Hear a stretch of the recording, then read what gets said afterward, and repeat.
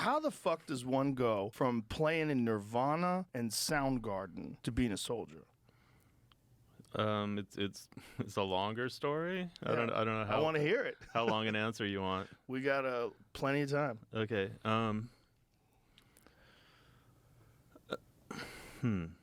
So the Seattle band Soundgarden not only has a new album out called Louder Than Love, but they also have a new bass player, Jason Everman. Last Friday at the Concrete Metal Convention, Jason made his live debut at LA's Club with No Name. And we asked lead singer Chris Cornell how the band hooked up with Jason. Well, he was in this band, Nirvana. By the record. They're an amazing Seattle band, and we were huge fans of theirs. And simultaneously, at the time that our bass player quit, he left Nirvana, so we asked him if he wanted to check it out. He was already a big fan. He learned all of our recorded songs in a few weeks, and when we chose him, all we had to do was just go play. Jason Everman, born on August 16, 1967 in Ozinki, Alaska, is a musician whose contributions to the grunge movement are often overshadowed by the fame of the bands he briefly played with, Nirvana and Soundgarden. Though his time with these iconic bands was short-lived, Everman's role in the early years of grunge is an intriguing chapter in the history of this genre. Everman's life journey, which included serving in the U.S. military and pursuing academic interests, adds depth to his legacy as one of the lesser-known yet fascinating figures of the Seattle music scene. Everman's early life was marked by a restless spirit and search for meaning. Born in a remote part of Alaska, he moved frequently with his family before settling in Bainbridge Island, Washington. It was here that Everman's love for music began to take shape. He started playing the guitar in his early teens, drawn to the raw energy and emotional intensity of punk rock and heavy metal. This passion for music led him to join local bands and immerse himself in the burgeoning Seattle music scene. After high school, Everman enrolled at Olympic College but soon dropped out to focus on his music career. He moved to Seattle, where he became involved with several underground bands, honing his skills as a guitarist and bassist.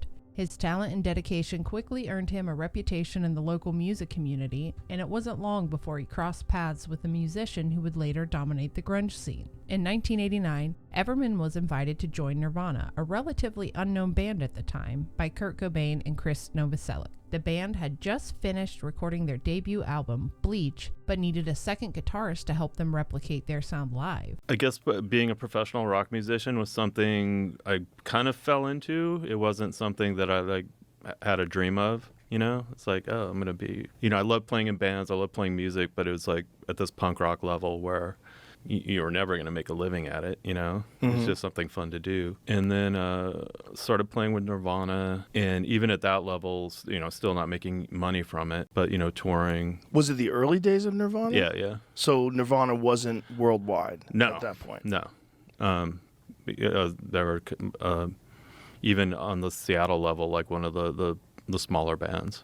Everman's arrival in Nirvana marked a significant moment in his life as he became part of a band that would soon redefine the landscape of rock music. Although Everman didn't play on the Bleach album, his contribution was nonetheless vital. He funded the $606.17 recording cost of the album, an act that demonstrated his commitment to the band. Nirvana's subsequent tour to promote Bleach was Everman's main tenure with the band. His heavy, sludgy guitar work added a new dimension to Nirvana's live performances, complementing Cobain's explosive stage presence. However, the relationship between Everman and the rest of the band quickly soured. His introverted personality and differing creative vision led to tension within the group. And when did you, so you're in the beginning, so did you have friction with the band? Why did you wind up leaving? So with Nirvana, it was just, I guess initially, when I came on board, Kurt wanted a second guitar player for the live show, basically, have a heavier sound live, take some of the guitar playing responsibility off him so he could concentrate on vocals, that kind of thing. And initially, I thought I was going to be able to contribute to the band creatively, and then it got to the point where I realized that wasn't going to happen. And then the same thing happened with Chad, the drummer, I think. Everyone in the band, including myself, was very poor communicators, a lot of passive aggression. And, we were kids, How old were you at the time? 20, I think.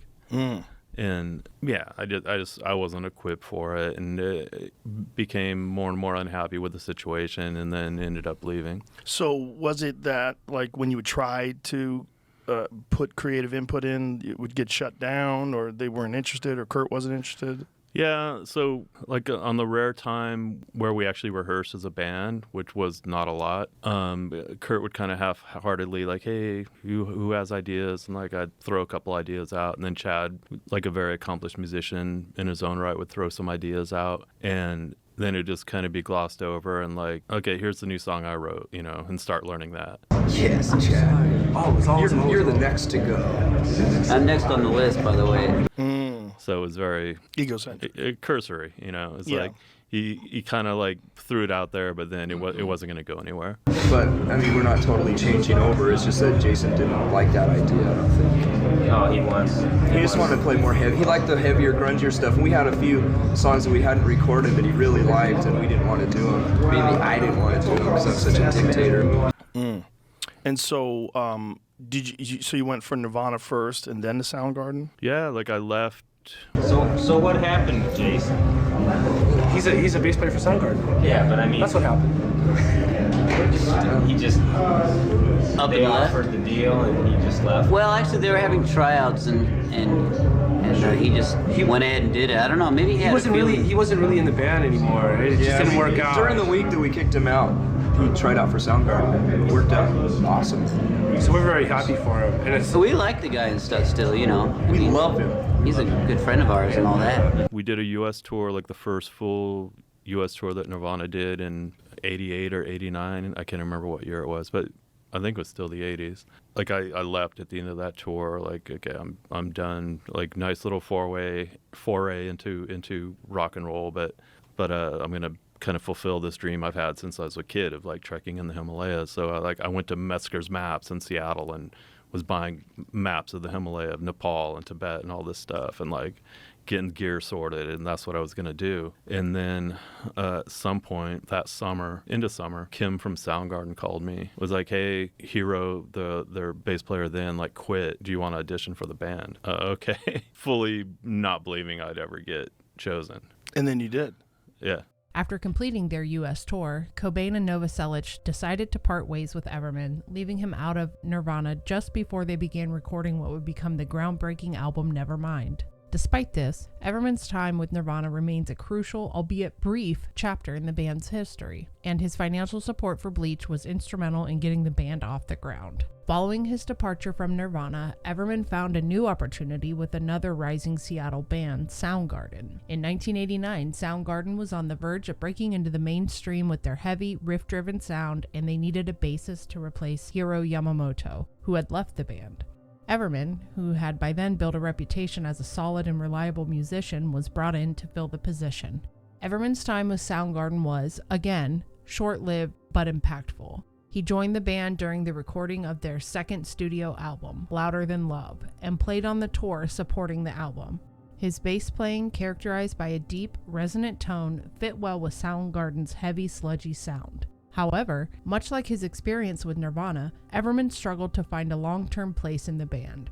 He played on the European leg of the tour but was dismissed from the group before Soundgarden achieved their breakthrough success with Bad Motorfinger. At that point, like Soundgarden was my favorite Seattle band, like hands down. And it was like, okay, fully not believing I'd ever get chosen. And how did that end? I got fired. What happened? At the end of the day, I wasn't getting along with Chris that well. And, obviously, who's going to go? Right. Yeah, it was me. So how does that translate into becoming a soldier? There's more, like getting fired from Soundgarden, like put me in a pretty bad tailspin. It was a rough patch in my life for sure. In order to kind of cut this tailspin off, I had to do something radical. And what I did was ended up moving to New York. There's more to the story than that. What was your plan when you moved to New York? You just wanted to try it, experience life in the city? I think the main plan was like get out of this funk that I was in, How old were you at the time? 21, 22 maybe. So just young guy trying to figure out life. Yeah. Like the Soundgarden thing, getting fired from Soundgarden, like it broke my heart. it was a bad spot for me because I love that band, and it wasn't about, you know, I never thought they would get as big as they did. Honestly, it kind of surprised me when they did because yeah, they're a great band, but I always thought they were a little too quirky to be huge, despite, you know, the Chris factor, like, you know, this genetically engineered rock star, you know. But I always thought they were a little too weird to have like mainstream success, which was fine with me. I thought they'd be like a big indie band like Sonic Youth or Butthole Surfers, like that level, you know. But it was more like I just love that band and I love playing with them. Having that taken away, yeah, it fucked me up for a bit. While his time with Soundgarden didn't lead to long-term involvement, Everman's role in the band was another stepping stone in the journey of a musician who seemed always on the cusp of greatness. His contributions to both Nirvana and Soundgarden during their formative years were crucial in helping shape the sound that would come to define the grunge movement. After leaving Soundgarden, Everman's life took a dramatic turn. Disillusioned with the music industry and seeking a new purpose, he decided to enlist in the U.S. Army. Everman's decision to join the military was driven by a desire to test himself in a different arena. He went on to serve the 2nd Ranger Battalion and later became a member of the U.S. Army Special Forces, known as the Green Berets. Everman's military career was marked by discipline and excellence, earning him respect and admiration from his peers. His time in the military helped him find a sense of identity and purpose that had eluded him in the music industry. So what happened? So during this period, 1993, I started, I guess, crafting the next chapter, right, for me. And I'd always been really intrigued by the military. Both my grandfathers were World War II vets. My maternal grandfather was a tank commander in World War II, and he was kind of my introduction to like military stuff, you know. And I'm a little kid, so I'm intrigued by it. Like, you know, oh, tank commander, that's cool. On D-Day, he was an E4 corporal, like gunner on a Sherman tank. On VE Day, his unit had made it all the way to Vienna, and he was a company commander. And it was just survival, like attrition. Like, you know, I'm sure he was a fine soldier, but it was just attrition that he went from corporal to captain in, you know, a year or whatever. After completing his service, Everman continued to pursue personal growth, enrolling at Columbia University where he studied philosophy. Jason Everman's legacy in the music world is both enigmatic and influential. Though he never achieved the fame of his former bandmates in Nirvana and Soundgarden, his contributions to these bands during their early years was significant. Everman's story is a reminder of the often overlooked figures who play crucial roles in the creative processes of iconic bands. Everman's life is a testament to the idea that success is not always about fame or recognition. His journey from a grunge musician to a soldier and scholar illustrates a life lived on his own terms, driven by a relentless pursuit of meaning and self-discovery. In the narrative of grunge, Everman is the unsung hero, a catalyst who helped spark the fire of a movement that would change the face of music forever. In conclusion, Jason Everman may not be a household name, but his impact on the grunge movement is undeniable. His brief but significant roles in Nirvana and Soundgarden, coupled with his significant transformation into the world of military intelligence and espionage, make him one of the most intriguing and inspiring figures to emerge from the Seattle scene. Everman's story is one of resilience, transformation, and the enduring power of music to shape lives in unexpected ways.